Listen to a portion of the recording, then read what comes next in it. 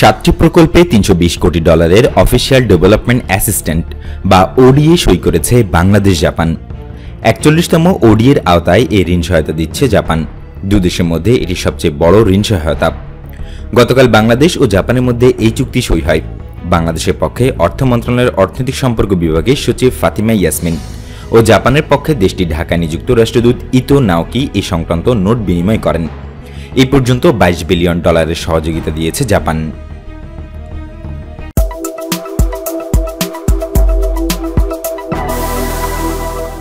Japan দূতাবাস জানায় 41তম ওডিএতে 0.65% সুদে 30 বছরের সময় দেওয়া হয়েছে ঋণ পরিশোধে।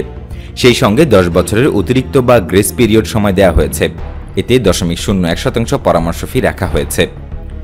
41তম ওডিএতে যমুনা রেল সেতু 2 এর জন্য 89.016 বিলিয়ন ইয়েন, হযরত শাহজালাল আন্তর্জাতিক বিমানবন্দর সম্প্রসারণ প্রকল্প 2তে 80 বিলিয়ন, ঢাকা এমআরটি 4 প্রকল্পে 72.194 বিলিয়ন, ঢাকা এমআরটি 5 প্রকল্পে 55.696 বিলিয়ন, চট্টগ্রাম থেকে কক্সবাজার হাইওয়ে উন্নয়ন প্রকল্পে 1.906 বিলিয়ন, ফুড ভ্যালু চেইন উন্নয়ন প্রকল্পে 11.218 বিলিয়ন এবং শহর উন্নয়ন ও শহর সুশাসন প্রকল্পে 28.217 বিলিয়ন ইয়েনের চুক্তি সই করা হয়েছে।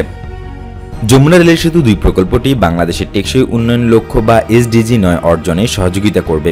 আগামী 2024 সালের মার্চ পর্যন্ত প্রকল্পের মেয়াদকাল ধরা হয়েছে। এর মধ্যে সেতুটি নির্মাণ করা হবে।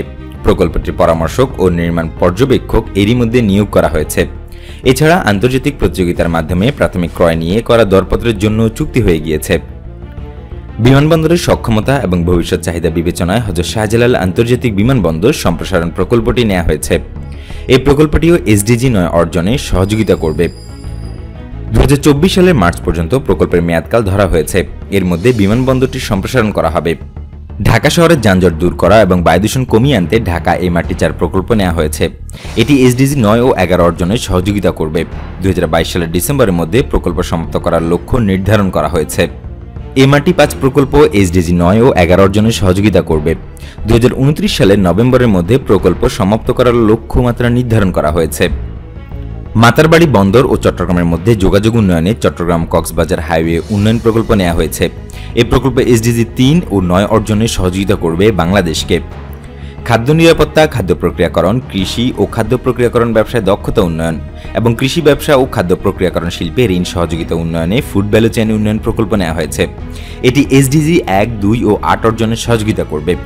প্রকল্পটি সমাপ্তির লক্ষ্য ধরা হয়েছে 2026 সালের সেপ্টেম্বর মাসে।